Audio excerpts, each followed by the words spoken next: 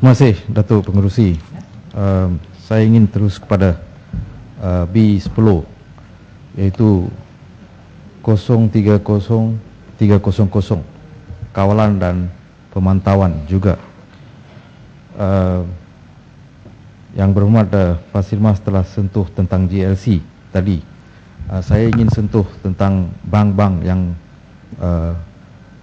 kini ramai rakyat Malaysia menghadapi masalah. Apakah kawalan dan pemantauan telah dibuat terhadap bank-bank? Khususnya saya ingin tanya, ada satu kes di Teluk Intan di mana sebuah syarikat yang dikenali sebagai Ganda Oils, sebuah bank yang terutama di Malaysia iaitu Maybank Berhad telah memberi bantuan kewangan dari segi peminjaman kepada pekerja-pekerja syarikat Ganda Oil, di mana sejurus selepas pekerja-pekerja itu beli saham melalui mengambil pinjaman bank dari Maybank. Selepas saja transaksi membeli saham itu selesai, syarikat itu telah dijual kepada pihak yang lain, di mana nilai saham-saham yang pekerja-pekerja itu beli jatuh terus sekali sehingga mereka menghadapi kehilangan keuntungan dari pembelian saham-saham itu.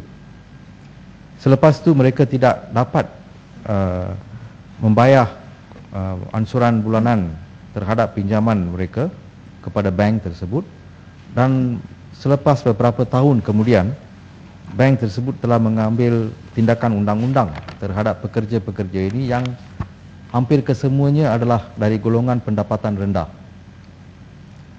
Untuk saya kaji kes ini, saya rasa ada satu konspirasi oleh bank dan juga penjual ataupun pemilik, iaitu majikan sebelum majikan itu dijual. Saham-saham itu dijual ataupun diberi kepada pekerja-pekerja sebagai satu galakan untuk mereka, satu penghargaan untuk mereka, dan fasiliti untuk pinjaman itu diaturkan oleh syarikat itu sendiri. Apa yang sedih lagi adalah mereka ini disaman ke mahkamah dari Teluk Intan. Mereka disaman di mahkamah di Kuala Lumpur, suruh datang ke mahkamah untuk menghadapi mahkamah dan untuk perbicaraan. Mereka ini bukan berpendapatan tinggi untuk melantik peguam. Mereka tidak tahu apa yang sebenarnya berlaku. Jadi bagaimana kes ini boleh berlanjutan sehingga hari ini, lebih kurang 10 tahun? Apakah pemantauan kerajaan atau kementerian terhadap institusi kewangan seperti ini, di mana pekerja-pekerja yang tidak begitu fasih atau tahu tentang saham-saham digalakkan untuk membeli saham, lepas itu diberi pinjaman walaupun pendapatan mereka tiap-tiap bulan adalah kurang 300 sehingga 600 ringgit, tetapi mereka mendapat pinjaman lebih hampir 100 ribu ringgit. Apakah kriteria yang digunakan oleh Maybank ini untuk memberi pinjaman dahulu, tahu mereka tidak boleh bayar, lepas tu saman sama mereka? Jadi bank ini harus dikawal, bukan saja Maybank.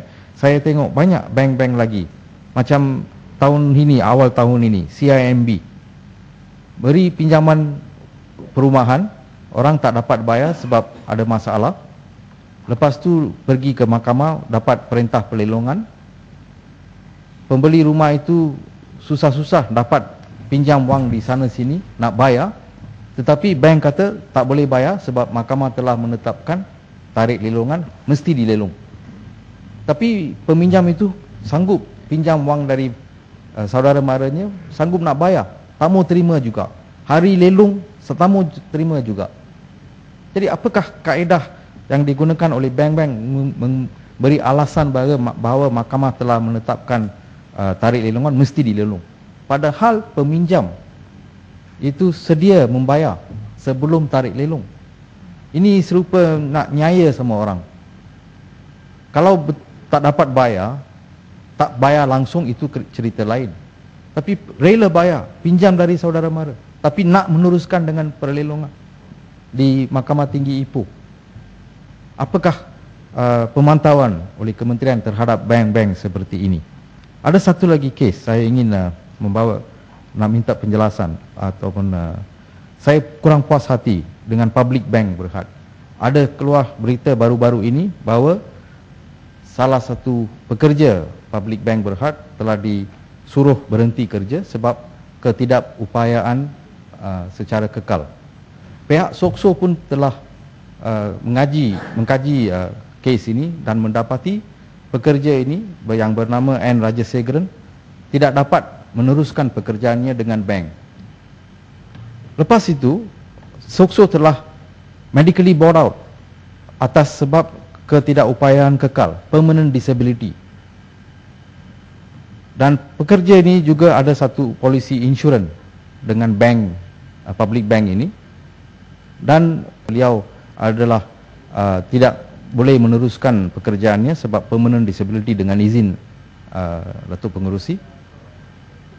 Panel bank juga mendapati beliau tidak sesuai untuk meneruskan dan beliau telah berhenti kerja. Point of order, Tuan Ketua, ini butiran mana ni? Pemantauan. Ya, butiran yang tidak pusing Tadi, satu dunia. Kalau tak semua kita tak boleh bercakap. 030300. Lepas itu, pembayaran insurans yang dibeli oleh beliau, iaitu pekerja itu, tidak dapat dimenunaikan oleh pihak insurans sebab mengatakan beliau tidak layak untuk claim insurans. Tapi kita dapati syarikat insurans yang memberi perlindungan insurans itu adalah subsidiary kepada Public Bank Berhad. Jadi apakah ini konspirasi oleh Public Bank dengan syarikat insurans yang memberi perlindungan untuk mengelakkan membayar polisi insurans kepada pekerja ini? Jadi saya minta penjelasan apa sebab ini boleh berlaku, dan saya rasa ini adalah satu salah laku oleh syarikat bank-bank tersebut. Saya juga ingin menyentuh tentang 060300 penguatkuasaan perkhidmatan custom. Adakah bajet yang diperuntukkan ini cukup untuk memberi satu perkhidmatan yang sempurna dan perseluruhan?